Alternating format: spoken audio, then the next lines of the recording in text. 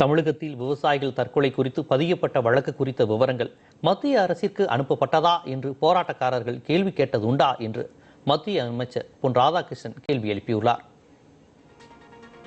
வறட்சி நிவாரணம் கேட்டு டெல்லியில் விவசாயிகள் நடத்தி வரும் போராட்டம் 15வது நாளாக தொடர்கிறது.